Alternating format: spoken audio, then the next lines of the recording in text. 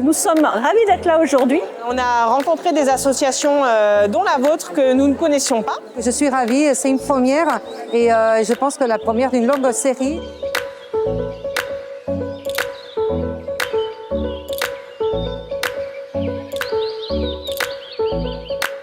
Ce forum aujourd'hui il a été mis en place pour que justement les équipes droits des femmes et les équipes plutôt autour de l'éducation nationale puissent se rencontrer et mettre en place la politique Ils, Elles, On. Nous sommes engagés sur la question de la diversité, de l'égalité femmes-hommes pour encourager les adolescentes à faire les bons choix d'orientation le plus tôt possible et une fin des harcèlements sexistes, sexuels à l'école.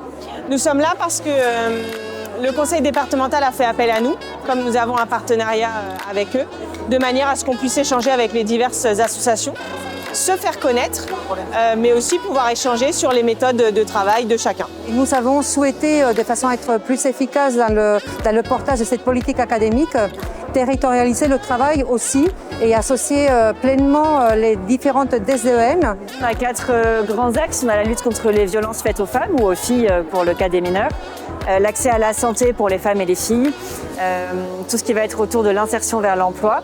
Les attentes, c'est que ces personnes reviennent en établissement, donc collège, lycée, l'académie et aussi les écoles primaires, en ayant envie de continuer à mettre en place des actions et en prenant conscience que c'est vraiment une politique académique qui est volontariste, qui est suivie, qui est soutenue par le rectorat et qui est aussi accompagnée de tout un pôle de formation continue qui est proposé par le rectorat. Nos élèves ambassadrices se déplacent dans les collèges, dans les lycées, à la rencontre des classes de 3e, de seconde, et elles expliquent ce que c'est qu'une école d'ingénieur, comment on y rentre, les voies d'accès, ce qui s'y passe, les cours, la vie à côté, et puis bien sûr les métiers en sortie.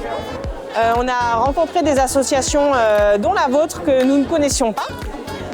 Ça nous permet de voir que d'autres professionnels travaillent également sur la prévention auprès des jeunes.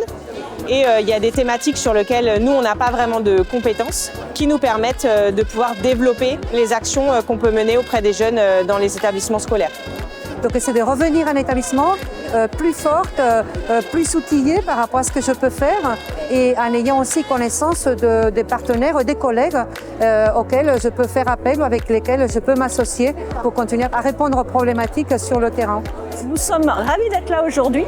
C'est riche, il y a énormément d'associations, il y a plein de contacts qui se sont faits, que ce soit avec les établissements, mais aussi avec d'autres associations pour voir comment on peut toutes et tous travailler ensemble en fait, à cette grande cause qu'est l'égalité femmes-hommes. C'est la force du collectif qui va faire qu'on va y arriver.